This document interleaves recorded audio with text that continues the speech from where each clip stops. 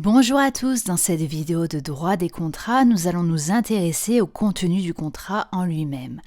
En effet, afin que celui-ci soit valable, son contenu doit être licite et certain. Qu'est-ce que ces termes signifient? C'est ce que nous allons voir dans cette vidéo.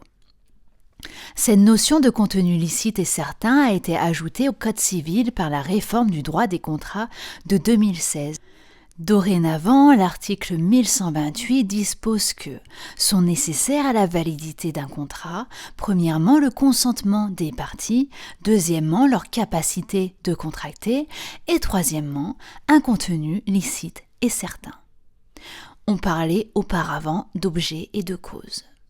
Commençons en premier par le caractère licite du contenu exigé.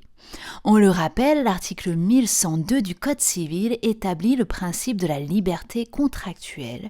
Il nous dit ainsi que chacun est libre de contracter ou de ne pas contracter, de choisir son co-contractant et de déterminer le contenu et la forme du contrat dans les limites fixées par la loi.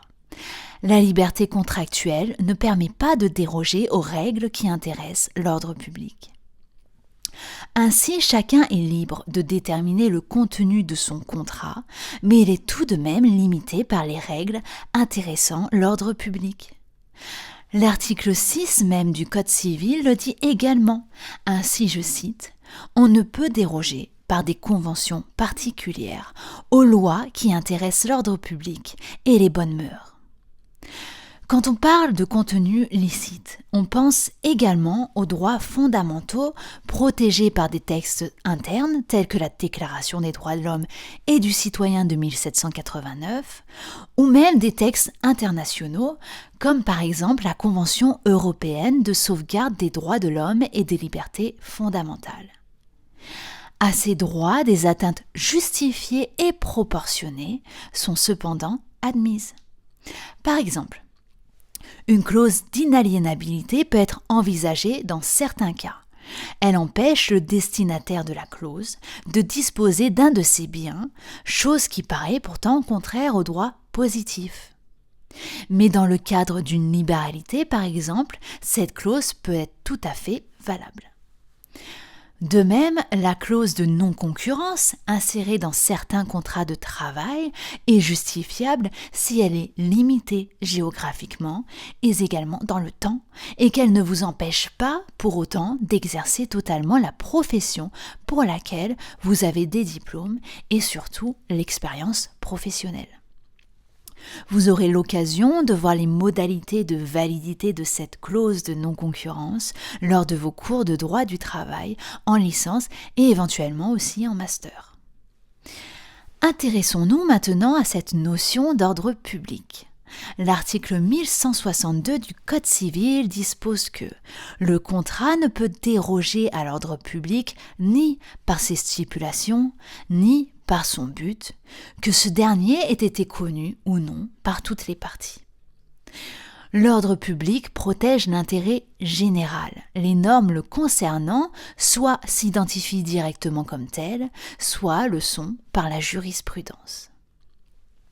Les bonnes mœurs également doivent être respectées, en accord avec l'article 6 du Code civil que l'on a cité précédemment, mais il faut savoir que cette notion de bonnes mœurs évolue avec la société. Ainsi, il n'a pas été jugé comme contraire aux bonnes mœurs en 2004 une libéralité consentie à l'occasion d'une relation adultère. Passons maintenant à l'exigence d'un contenu certain pour le contrat.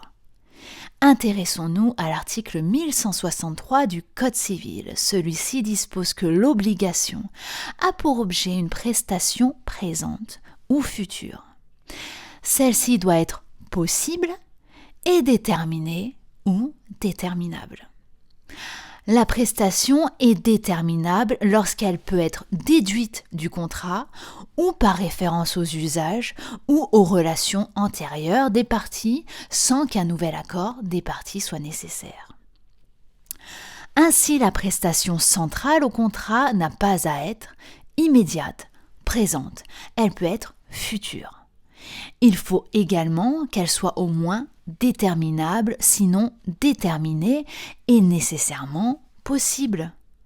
Déterminé ou déterminable, car les parties doivent savoir à quoi elles s'engagent. L'article 1163 lui-même nous précise les conditions d'une prestation déterminable. Il s'agit de celle qui peut être déduite du contrat ou qui peut être déduite par référence aux habitudes des parties entre elles. Un prix également doit être déterminé ou déterminable à la conclusion du contrat, sauf exception.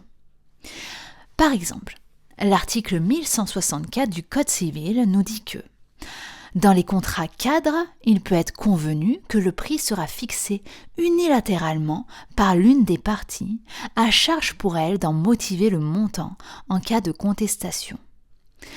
En cas d'abus dans la fixation du prix, le juge peut être saisi d'une demande tendant à obtenir des dommages et intérêts et, le cas échéant, la résolution du contrat. Par exemple, un fournisseur qui augmenterait ses prix de manière significative pourrait se justifier auprès du distributeur par une augmentation du coût de production, de l'électricité, des matières premières, etc.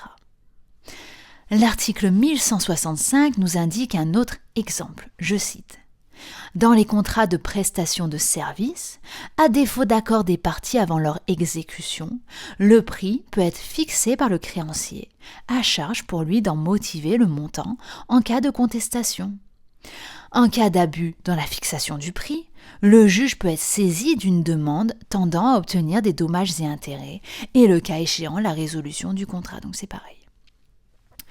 En ce qui concerne la qualité de la prestation, c'est vers l'article 1166 du Code civil qu'il faut se tourner. Celui-ci nous dit que lorsque la qualité de la prestation n'est pas déterminée ou déterminable en vertu du contrat, le débiteur doit offrir une prestation de qualité conforme aux attentes légitimes des parties en considération de sa nature, des usages et du montant de la contrepartie. Enfin, nous l'avons dit, la prestation doit être possible, en accord avec l'article 1163 du Code civil. En effet, à l'impossible, nul n'est tenu. Si vous vous engagez dans un contrat pour obtenir la propriété de la Lune, la prestation est clairement impossible. Le contrat sera donc nul. Voilà, j'espère que cette vidéo vous aura éclairé. Je vous invite à la liker et à vous abonner pour plus de contenu sur le droit et la fac de droit en général. Je vous souhaite une bonne journée, de bonnes révisions et de bons partiels.